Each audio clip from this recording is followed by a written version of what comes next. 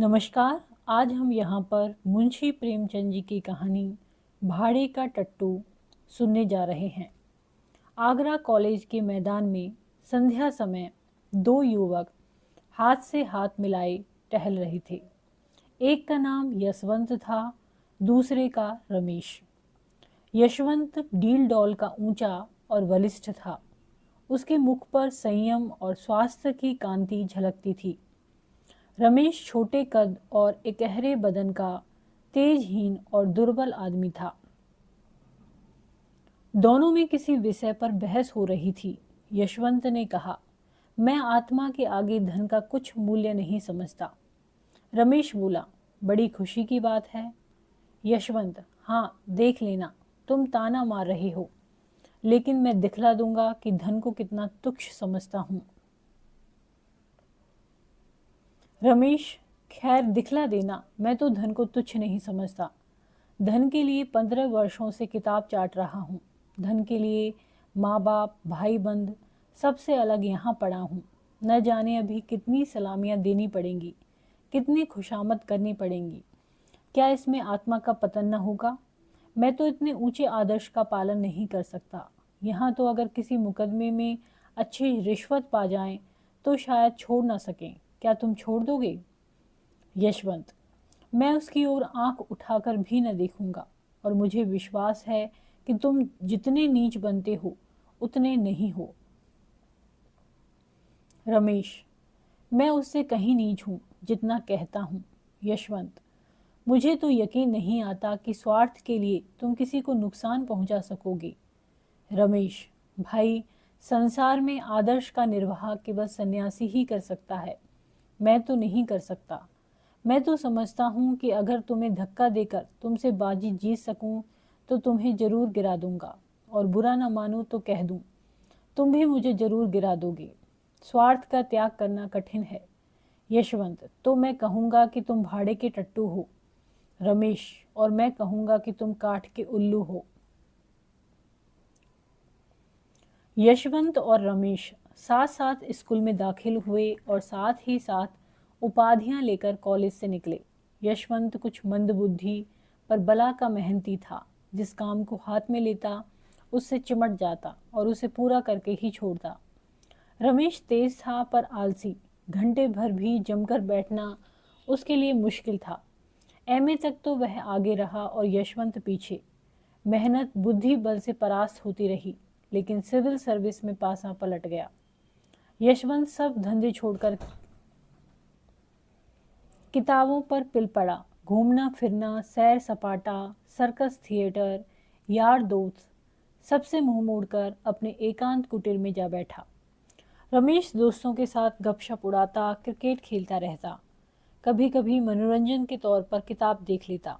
कदाचित उसे विश्वास था कि अब की भी मेरी तेजी बाजी ले जाएगी। अक्सर जाकर यशवंत को दिख करता, उसकी किताब बंद कर देता, कहता, क्यों प्राण दे रहे हो?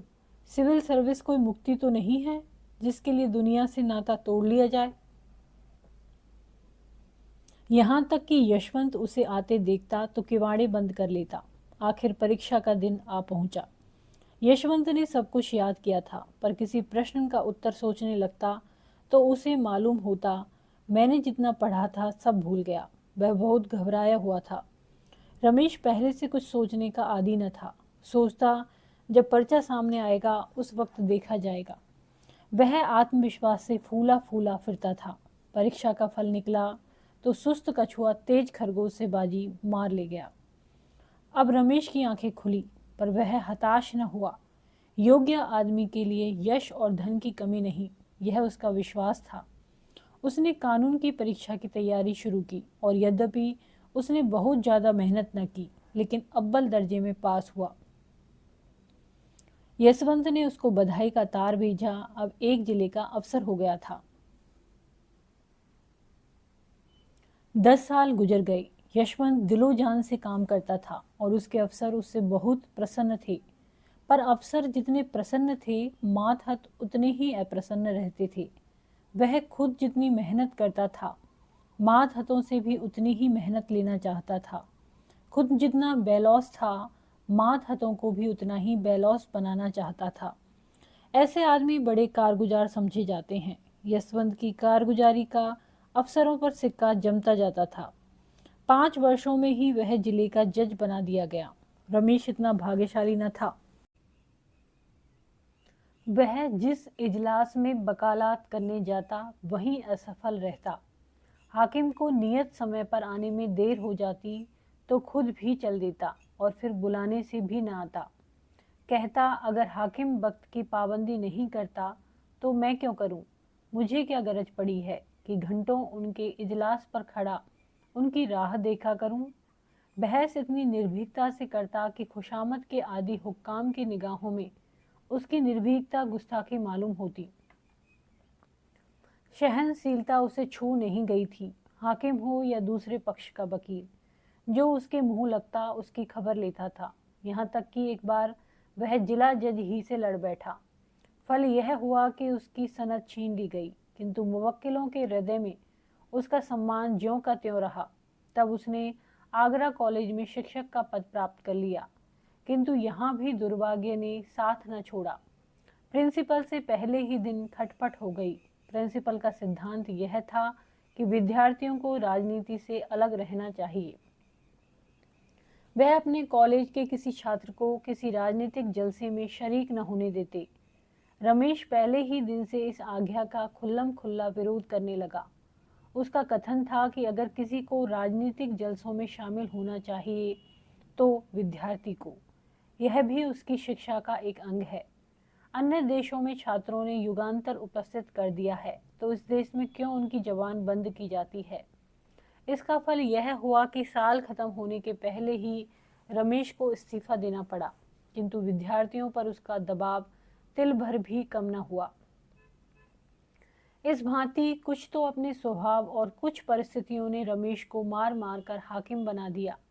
पहले मुवक्किलों का पक्ष लेकर अदालत से लड़ा, फिर छात्रों का पक्ष लेकर प्रिंसिपल से रार मोल ली और अब प्रजा का पक्ष लेकर सरकार को चुनौती दी।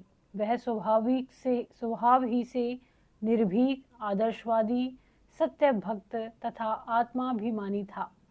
ऐसे प्राणी के लिए प्रजा सेवक बनने के सिवा और उपाय ही क्या था? समाचार पत्रों में वर्तमान परिस्थिति पर उसके लेख निकलने लगे। उसकी आलोचनाएं इतनी स्पष्ट, इतनी व्यापक और इतनी मार्मिक होती थी कि शीघ्र ही उसकी कीर्ति फैल गई।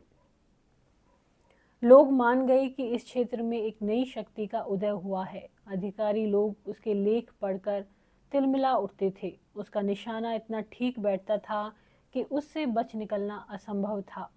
अतिशयोक्तियां तो उनके सिरों पर से सनसनाती हुई निकल जाती थी। उनका वे दूर से तमाशा देख सकते थे। अभिज्ञाताओं की वे उपेक्षा कर सकते थे।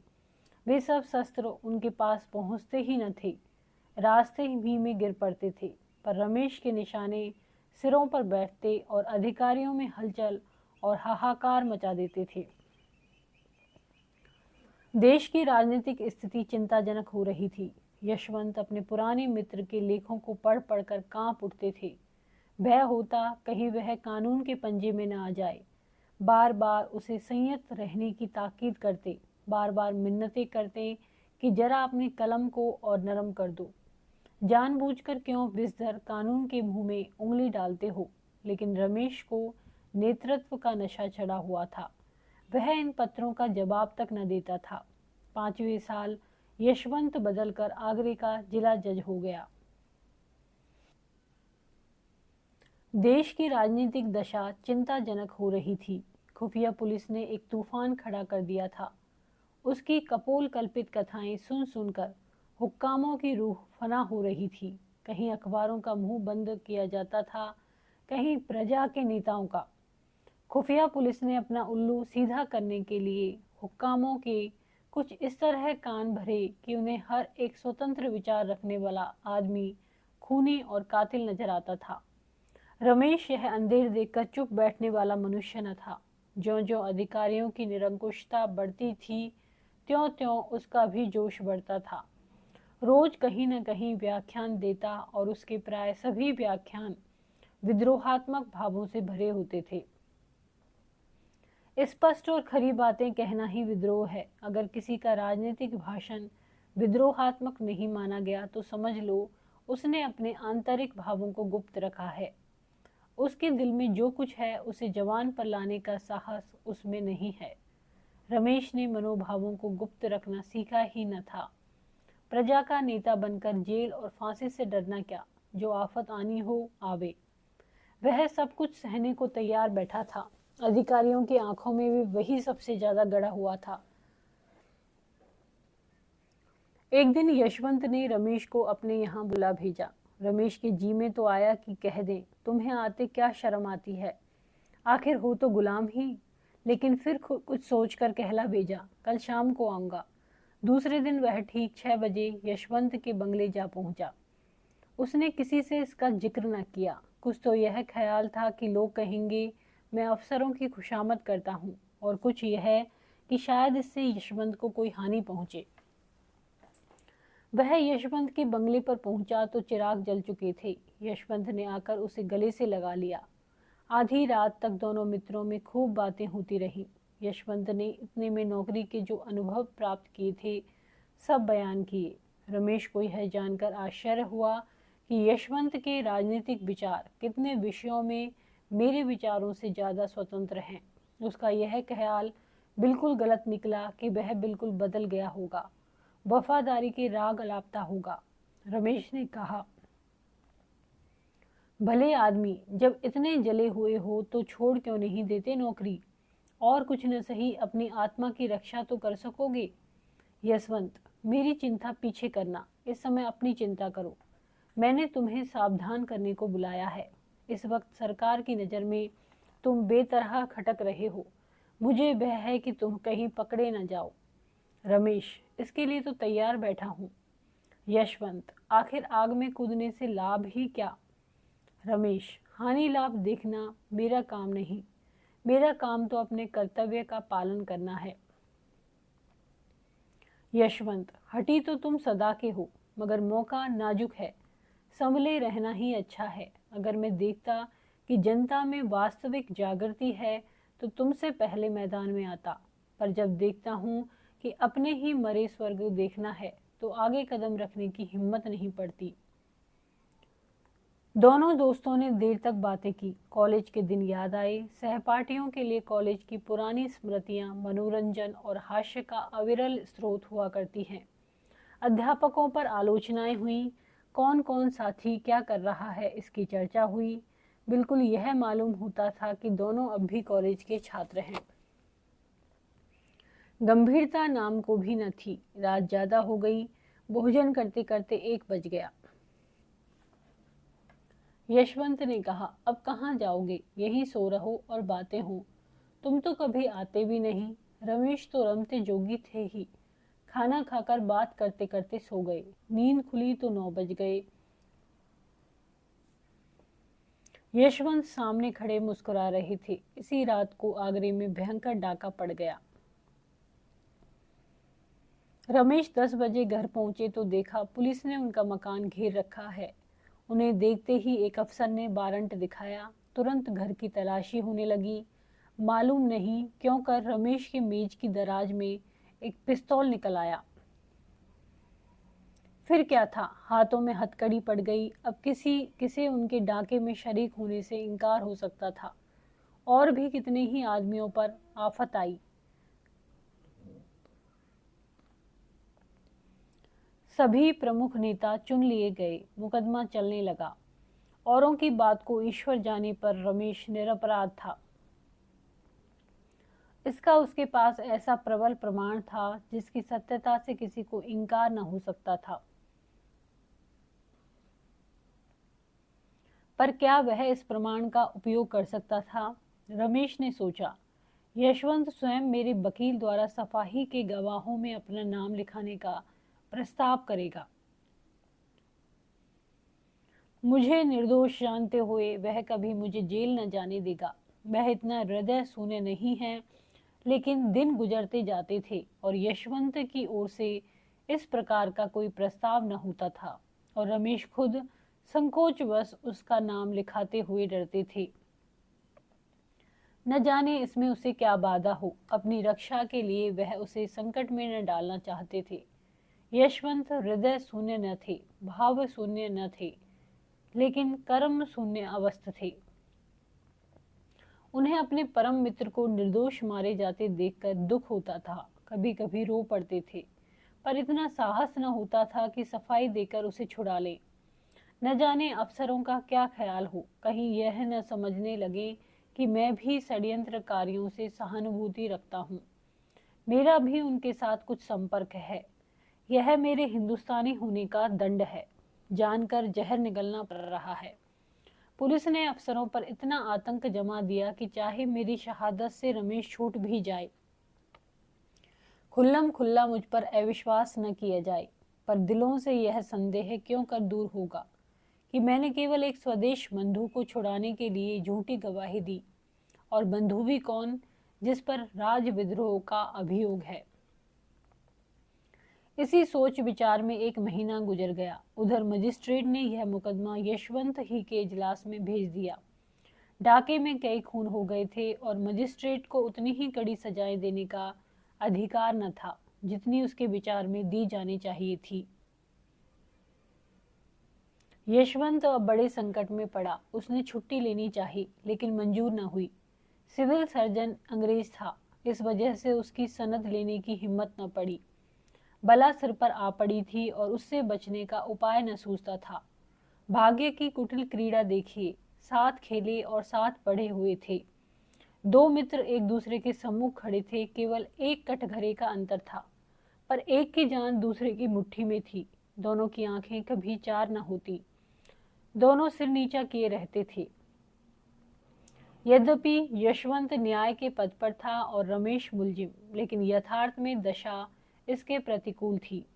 यशवंत की आत्मा लज्जा, ग्लानि और मानसिक पीड़ा से तड़पती थी और रमेश का मुख निर्दोषिता के प्रकाश से चमकता रहता था। दोनों मित्रों में कितना अंतर था। एक उदार था, दूसरा कितना स्वार्थी। रमेश चाहता तो भरी अदालत में उस रात की बात कह देता, लेकिन यशवंत जानता था रमेश फांसी से बचने के लिए भी उस प्रमाण का आश्रय न लेगा जिसे मैं गुप्त रखना चाहता हूँ। जब तक मुकदमे की पेशियां होती रही, तब तक यशवंत को असह मर्म वेदना होती रही। उसकी आत्मा और स्वार्थ में नित्य संग्राम होता रहता था, पर फैसले के दिन तो उसकी वही दशा हो रही थी जो किसी खून के अपराधी की हो। इजलास पर जाने की हिम्मत न पड़ती थी। वह 3 बजे कचहरी पहुंचा। मुलजिम अपना भाग्य निर्णय सुनने को तैयार खड़े थे। रमेश भी आज रोज से ज्यादा उदास था। उसके जीवन संग्राम में वह अवसर आ गया था जब उसका सिर तलवार की धार के नीचे होगा। अब तक वह सूक्ष्म रूप में था, आज उसने स्थूल रूप धारण कर लिया था। यशवंत ने दृढ़ स्वर में फैसला सुनाया। जब उसके मुख से ये शब्द निकले कि रमेश चंद्र को 7 वर्ष का कठिन कारावास, तो उसका गला रूंध गया। उसने तजबीज मेज पर रख दी। कुर्सी पर बैठकर पसीना पोंछने के बहाने आंखों में उबड़े हुए आंसुओं को पोंछा। इसके आगे तजबीज उससे न पढ़ी गई।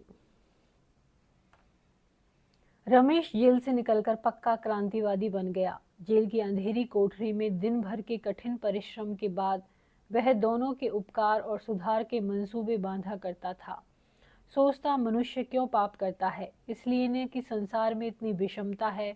कोई तो विशाल भवनों में रहता है और किसी को पेड़ की छांव भी मयस्सर नहीं। कोई रेशम और रत्नों से मढ़ा हुआ है, किसी को फटा वस्त्र भी नहीं। ऐसे न्याय विहीन संसार में यदि चोरी, हत्या और अधर्म है तो यह किसका दोष है। वह एक ऐसी समिति खोलने का स्वप्न देखा करता जिसका काम संसार से इस विषमता को मिटा देना हो। संसार सबके लिए है और उसमें सबको सुख भोगने का समान अधिकार है। न डाका डाका है, न चोरी न चोरी, न चोरी चोरी। धनी अगर अपना धन खुशी से नहीं बांट देता तो उसकी इच्छा के विरुद्ध बांट लेने में क्या पाप। धनी उसे पाप कहता है तो कहे, उसका बनाया हुआ कानून दंड देना चाहता है तो दे। हमारी अदालत भी अलग होगी। उसके सामने वे सभी मनुष्य अपराधी होंगे जिनके पास जरूरत से ज्यादा सुख भोग की सामग्रियां हैं। हम भी उन्हें दंड देंगे, हम भी उनसे कड़ी मेहनत लेंगे। जेल से निकलते ही उसने सामाजिक क्रांति की घोषणा कर दी। गुप्त सभाएं बनने लगी, शस्त्र जमा किए जाने लगे और थोड़े ही दिनों में डाकों का बाजार गर्म हो गया। पुलिस ने उसका पता लगाना शुरू किया। उधर क्रांतिकारियों ने पुलिस पर भी हाथ साफ करना शुरू किया। उनकी शक्ति दिन दिन बढ़ने लगी। काम इतनी चतुराई से होता था कि किसी को अपराधी का कुछ सुराग न मिलता। रमेश कहीं गरीबों के लिए दवा खाने खोलता, कहीं बैंक। डाके के रुपयों से उसने इलाके खरीदना शुरू किया। जहां कोई इलाका नीलाम होता, वह उसे खरीद लेता। थोड़े ही दिनों में उसके अधीन एक बड़ी जायदाद हो गई। उसका नफा गरीबों के उपकार में खर्च होता था। तुर्रा यह कि सभी जानते थे यह रमेश की करामात है, पर किसी की मुंह खुलने की हिम्मत न होती थी। सभ्य समाज की दृष्टि में रमेश से ज्यादा घृणित और कोई प्राणी संसार में न था। लोग उसका नाम सुनकर कानों पर हाथ रख लेते थे। शायद उसे प्यासों मरता देखकर कोई एक बूंद पानी भी उसके मुंह में न डालता, लेकिन किसी की मजाल न थी कि उस पर आक्षेप कर सके। इस तरह कई साल गुजर गए। सरकार ने डाकुओं का पता लगाने के लिए बड़े बड़े इनाम रखे। यूरोप से गुप्त पुलिस के सिद्धस्त आदमियों को बुलाकर इस काम पर नियुक्त किया। लेकिन गजब के डकैत थे जिनकी हिकमत के आगे किसी की कुछ न चलती थी। पर रमेश खुद अपने सिद्धांतों का पालन न कर सका। ज्यों ज्यों दिन गुजरते थे उसे अनुभव होता था कि मेरे अनुयायियों में असंतोष बढ़ता जाता है। उनमें भी जो ज़्यादा चतुर और साहसी थे वे दूसरों पर रौब जमाते और लूट के माल में बराबर हिस्सा न देते थे। यहाँ तक कि रमेश से कुछ लोग जलने लगे। वह राशि ठाठ से रहता था। लोग कहते, उसे हमारी कमाई को यूं उड़ाने का क्या अधिकार है। नतीजा यह हुआ कि आपस में फूट पड़ गई। रात का वक्त था, काली घटा छाई हुई थी। एक युवक ने कहा, आप बार बार मुझी को क्यों चुनते हो? हिस्सा लेने वाले तो सभी हैं, मैं ही क्यों बार बार अपनी जान जोखिम में डालूं? रमेश ने दृढ़ता से कहा, इसका निश्चय करना मेरा काम है कि कौन कहाँ भेजा जाए। तुम्हारा काम केवल मेरी आज्ञा का पालन है। युवक, अगर मुझसे काम ज्यादा लिया जाता है तो हिस्सा क्यों नहीं ज्यादा दिया जाता? रमेश ने उसकी तैयारियां देखी और चुपके से पिस्तौल हाथ में लेकर बोले, इसका फैसला वहां से लौटने के बाद होगा। युवक, मैं जाने से पहले इसका फैसला करना चाहता हूँ। रमेश ने इसका जवाब न दिया। वह पिस्तौल से उसका काम तमाम कर देना ही चाहते थे कि युवक खिड़की से नीचे कूद पड़ा और भागा। कूदने फांदने में उसका जोड़ न था। चलती रेलगाड़ी से फांद पड़ना उसके बाएं हाथ का खेल था। वह वहां से सीधा गुप्त पुलिस के प्रधान के पास पहुंचा। यशवंत ने भी पेंशन लेकर वकालत शुरू की थी। न्याय विभाग के सभी लोगों से उसकी मित्रता थी। उनकी वकालत बहुत जल्द चमक उठी। यशवंत के पास लाखों रुपए थे। उन्हें पेंशन भी बहुत मिलती थी। वह चाहते तो घर बैठे आनंद से अपनी उम्र के बाकी दिन काट लेते। देश और जाति की कुछ सेवा करना भी उनके लिए मुश्किल न था। ऐसे ही पुरुषों से निस्वार्थ सेवा की आशा की जा सकती है, पर यशवंत ने अपनी सारी उम्र रुपए कमाने में गुजारी थी और वह अब कोई ऐसा काम न कर सकते थे जिसका फल रुपयों की सूरत में न मिले। यूं तो सारा सभ्य समाज रमेश से घृणा करता था, लेकिन यशवंत सबसे बड़ा हुआ था। कहता, अगर कभी रमेश पर मुकदमा चलेगा तो मैं बिना फीस लिए सरकार की तरफ से पैरवी करूंगा। खुल्लम खुल्ला रमेश पर चींटे उड़ाया करता। यह आदमी नहीं, शैतान है, राक्षस है। ऐसे आदमी का तो मुंह न देखना चाहिए। उफ, इसके हाथों कितनी भले घरों का सर्वनाश हो गया। कितने भले आदमियों के प्राण गए। कितनी स्त्रियां विधवा हो गई। कितने बालक अनाथ हो गए। आदमी नहीं, पिशाच है। मेरा बस चले तो उसे गोली मार दूं, जीता चुनवा दूं। सारे शहर में शोर मचा हुआ था। रमेश बाबू पकड़े गए। बात सच्ची थी। रमेश चुपचाप पकड़ा गया। उसी युवक ने जो रमेश के सामने कूदकर भागा था, पुलिस के प्रधान से सारा कच्चा चिट्ठा बयान कर दिया था। अपहरण और हत्या का कैसा रोमांचकारी, कैसा पैशाचिक, कैसा पापपूर्ण वृतांत था। भद्र समुदाय बगले बजाता था। सेठों के घरों में घी के चिराग जलते थे। उनके सिर पर एक नंगी तलवार लटकती रहती थी। आज वह हट गई। अब वे मीठी नींद सो सकते थे। अखबारों में रमेश के हथकंडे छपने लगे। वे बातें जो अब तक मारे भय के किसी की जबान पर न आती थी, अब अखबारों में निकलने लगी। उन्हें पढ़कर पता चलता था कितना अंधेर मचा रखा था। कितने ही राजे और रईस उसे माहवार टैक्स दिया करते थे। उसका पुर्जा पहुंचता, फलां तारीख को इतने रुपए भेज दो। फिर किसकी मजाल थी कि उसका हुक्म टाल सके। वह जनता के हित के लिए जो काम करता, उसके लिए भी अमीरों से चंदे लिए थे। रकम लिखना रमेश का काम था। अमीर को बिना कान पूंछ हिलाए वह रकम दे देनी पड़ती थी। लेकिन भद्र समुदाय जितना ही प्रसन्न था, जनता उतनी ही दुखी थी। अब कौन पुलिस वाले के अत्याचार से उसकी रक्षा करेगा, उनकी रक्षा करेगा? कौन सेठों के जुल्म से उन्हें बचाएगा? कौन उनके लड़कों के लिए कला कौशल के मदरसे खोलेगा? वे अब किसके बल पर कूदेंगे? वे अब अनाथ थे, वही उनका अवलंब था। अब वे किसका मुंह ताकेंगे, किसको अपने फरियाद सुनाएंगे? पुलिस शहादतें जमा कर रही थी। सरकारी वकील जोरों से मुकदमा चलाने की तैयारियां कर रहा था। लेकिन रमेश की तरफ से कोई वकील न खड़ा होता था। जिले भर में एक ही आदमी था जो उसे कानून के पंजे से छुड़ा सकता था, वह था यशवंत। लेकिन यशवंत जिसके नाम से कानों पर उंगली रखता था, क्या उसी की वकालत करने को खड़ा होगा? असंभव। रात के 9 बजे थे। यशवंत के कमरे में एक स्त्री ने प्रवेश किया। यशवंत अखबार पढ़ रहा था। बोला, क्या चाहती हो? स्त्री, अपने पति के लिए वकील। यशवंत, तुम्हारा पति कौन है? स्त्री, वह जो आपके साथ पढ़ता था और जिस पर डाके का झूठा अभियोग चलाया जाने वाला है। यशवंत ने चौंक कर कहा, तुम रमेश की स्त्री हो? स्त्री, हाँ। यशवंत, मैं उनकी वकालत नहीं कर सकता। स्त्री, आपको अख्तियार है। आप अपने जिले के आदमी हैं और मेरे पति के मित्र रह चुके हैं, इसलिए सोचा था क्यों बाहर वालों को बुलाऊं, मगर अब इलाहाबाद या कलकत्ते से ही किसी को बुलाऊंगी। यशवंत, मेहनताना दे सकोगी?